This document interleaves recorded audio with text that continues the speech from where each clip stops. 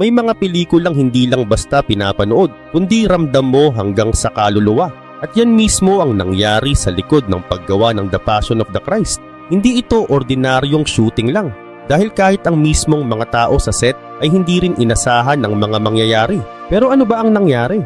Sa filming location kasi nila ay may mga kakaibang presensya silang nadarama araw-araw.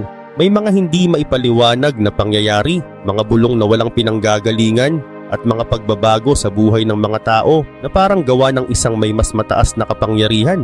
At ang pinaka nakakagulat, hindi ito fiction, walang special effects, walang script na gawa-gawa lang. Bawat eksenang kinokonekta nila ay parang may bigat na hindi kayang ilarawan, na para bang ang mismong kwento sa Biblia ay nabubuhay sa harap nila. Pero hindi lang yan, mismong mga pisikal na katawan ng cast at crew ay talagang literal na sinubok. May pagkakataon pa nga na tinamaan mismo ng kidlat ang lugar habang nagfi-filming. At hindi ito urban legend, totoong may mga ulat nito sa set, kaya mapapasabi ka talaga na hindi lang pelikula ang ginawa nila. Isa itong karanasang may halong supernatural. At ang malaking katanungan talaga dito ay ano nga ba talaga ang nangyari sa set at magkano ang presyo na ibinayad sa mga taong naglakas loob ganapan ang kwento ni Kristo sa malaking screen, at bakit hanggang ngayon ay marami pa ring nagsasabing binago ng pelikulang ito ang buhay nila. Lahat yan ay aalamin natin sa video na ito. Pero bago tayo magsimula, huwag kalimutang i-like at i-subscribe ang ating channel. Malaking tulong ito para sa aming mga content creator. Maraming salamat at ngayon simulan na natin.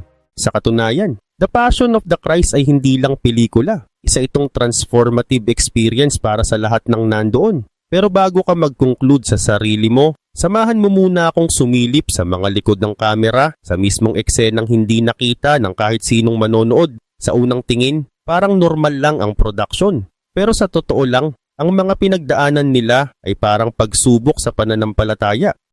Ang mga location nila, nakakapagod at extreme. Minsan sobrang init, minsan sobrang lamig. May mga araw na ang team ay balot sa mga improvised na scarf at jacket para lang di sila magyeyelo habang gumagawa ng eksena. At isipin mo ito, may mga artista na buong oras nagbubuhat ng kahoy na cross sa ilalim ng tirik na araw. Hindi ito props na magaan, mabigat talaga. At habang paulit-ulit nilang inuulit ang eksena, damang-dama nila ang sakit, bigat at pagod.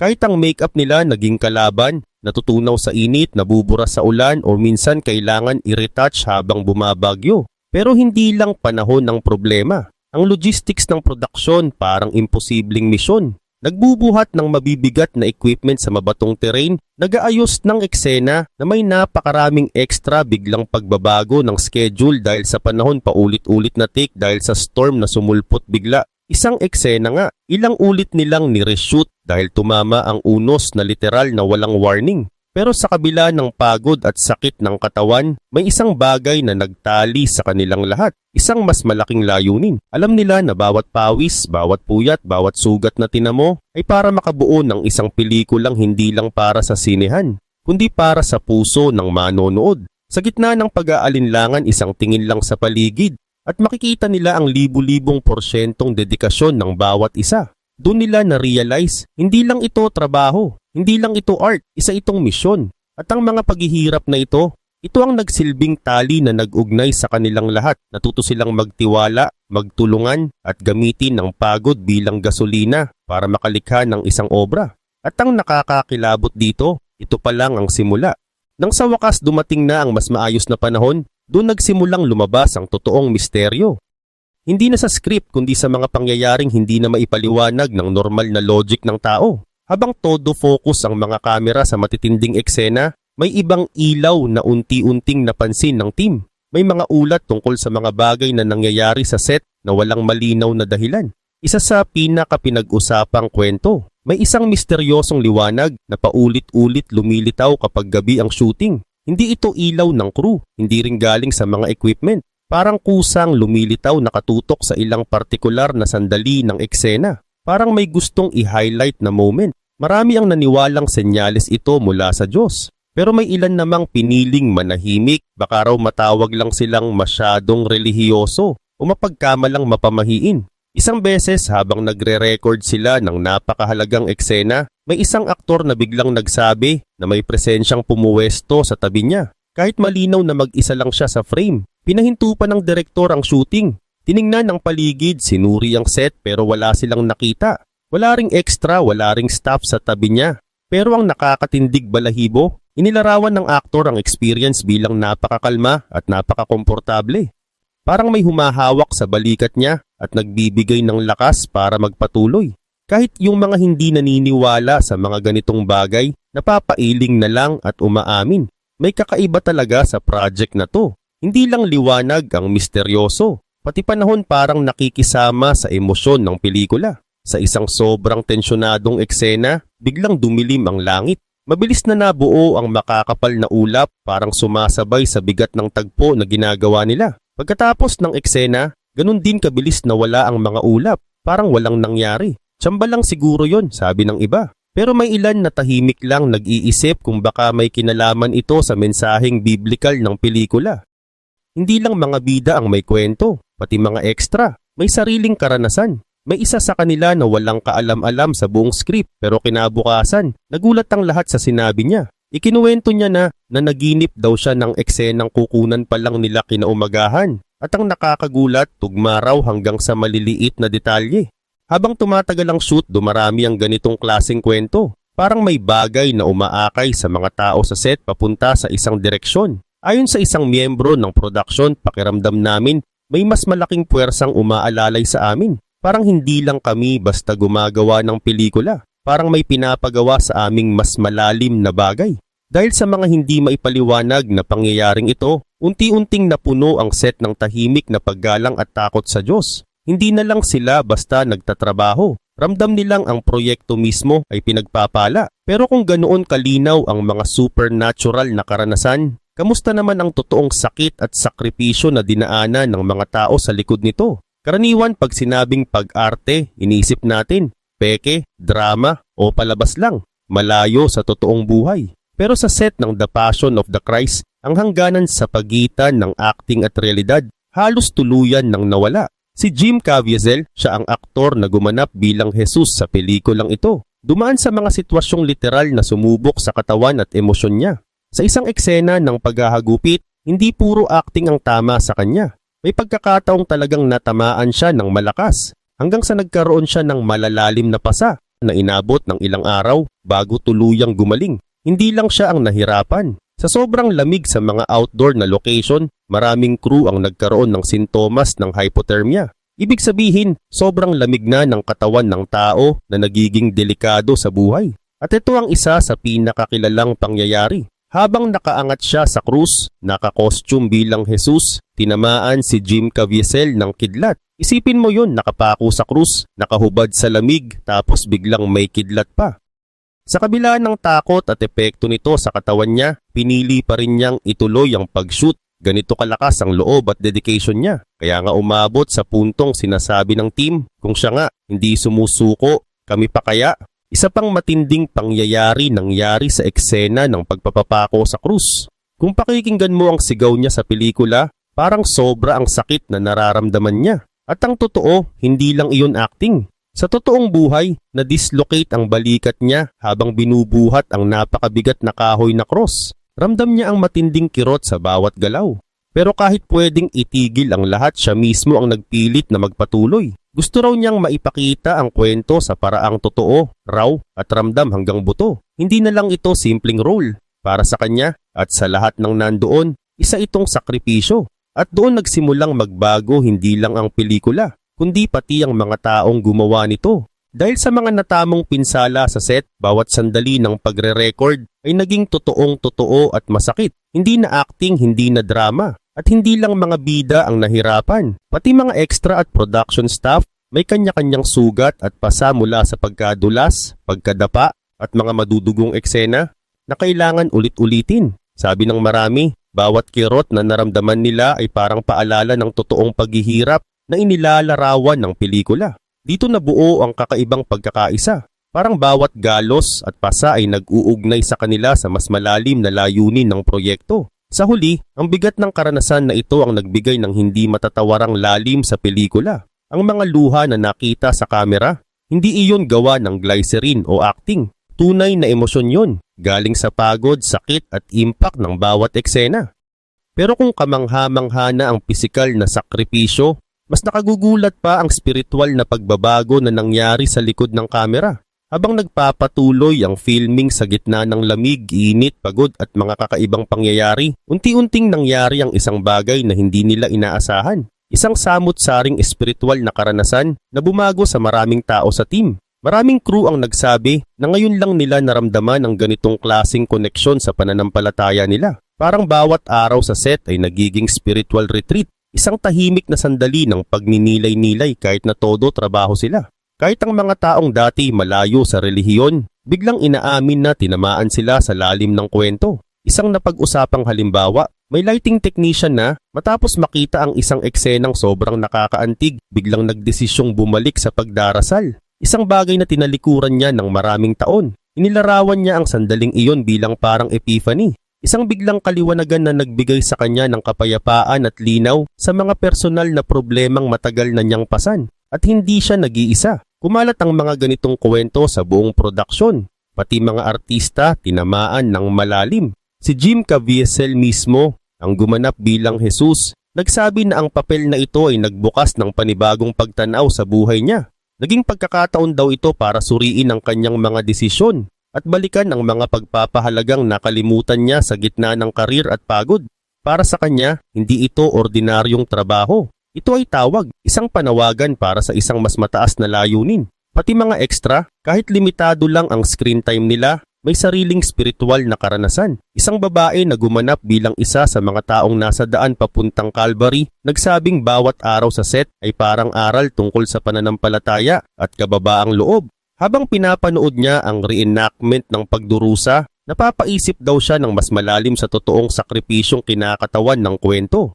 At hindi natapos sa set ang mga pagbabagong ito. Marami sa kanila ang nag-uwi ng kwentong nakaapekto rin sa pamilya at mga kaibigan. Ang espiritual na atmosphere ng proyekto parang lumalampas sa kamera at sumasakop sa sinumang nakakarinig ng kwento nila.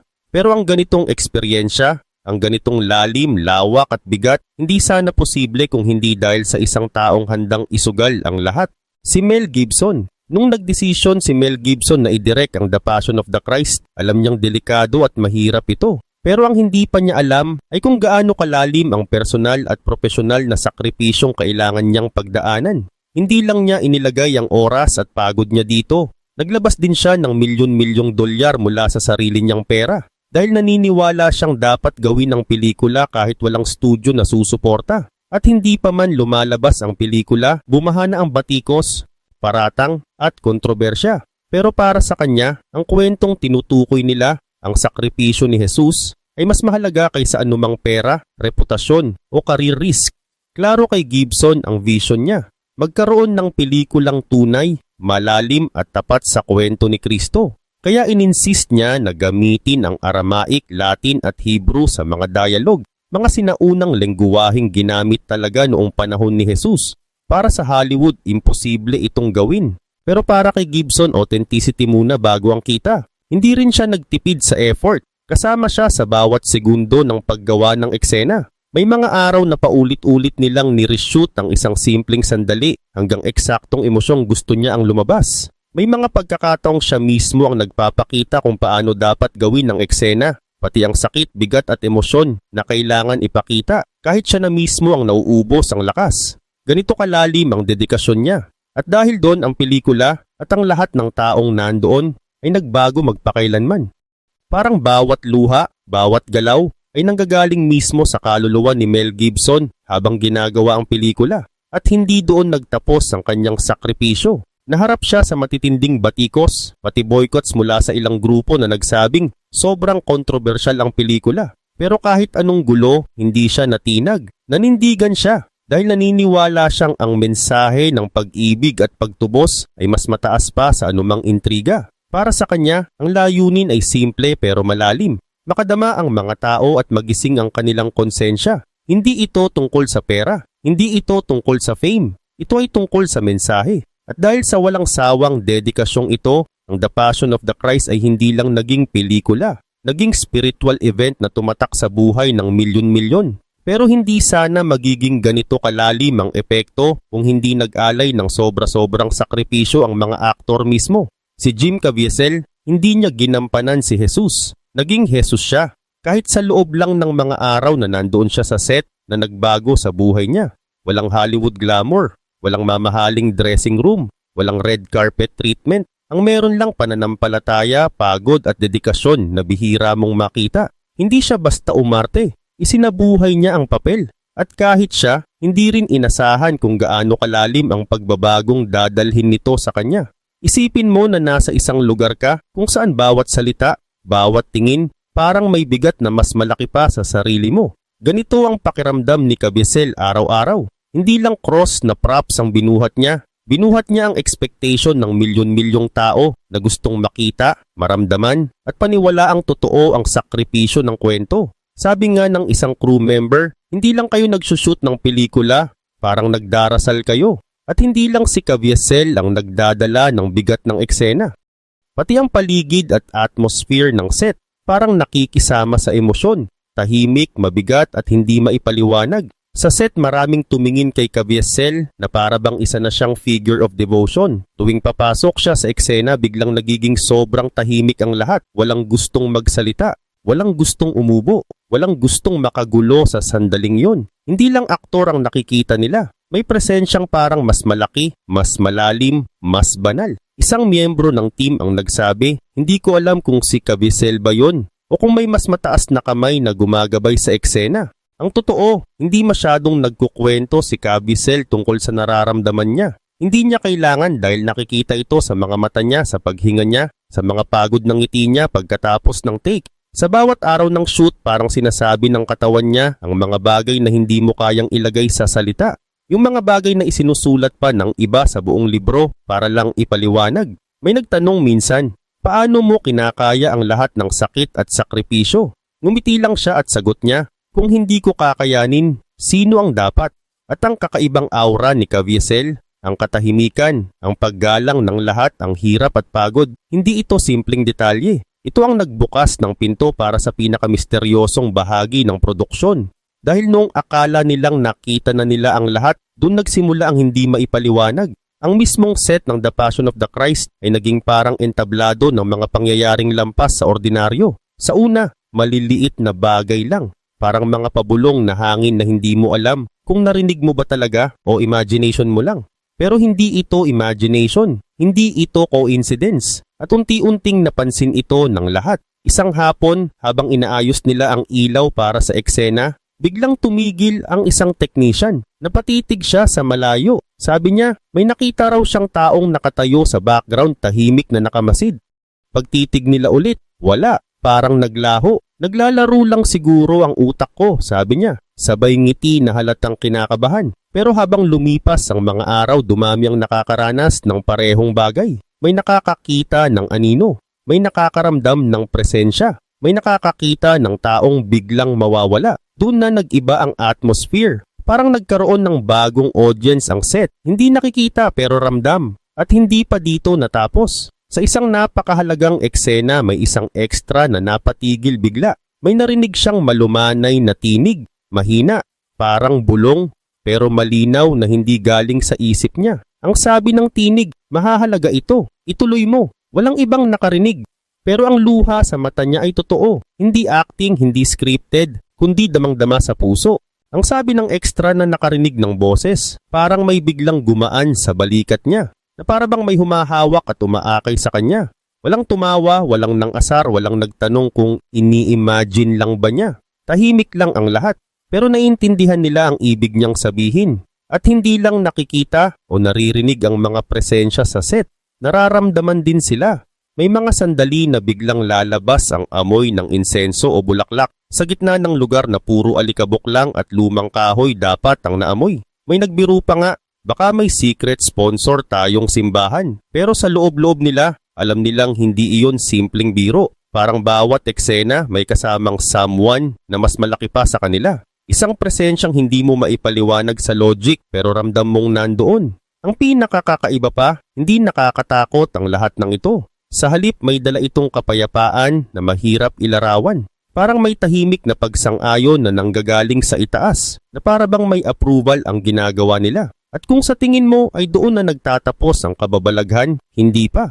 Dahil kung pelikula tungkol sa pananampalataya ang ginagawa mo, hindi pwedeng hindi nito galawin ang mismong spirito ng lahat ng taong nandoon.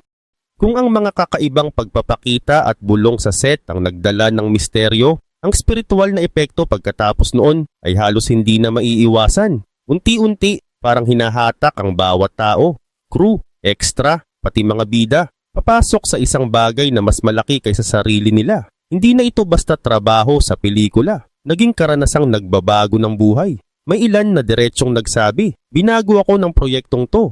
May iba namang tahimik lang, pero kapansin-pansin ng iba na ang ningning sa mga mata nila. May nangyari talaga roon. Isa sa pinakamatatapang na kwento ay galing sa isang cameraman. Tahimik lang siyang nagre-review ng eksena, paulit-ulit na pinapanood ang shot.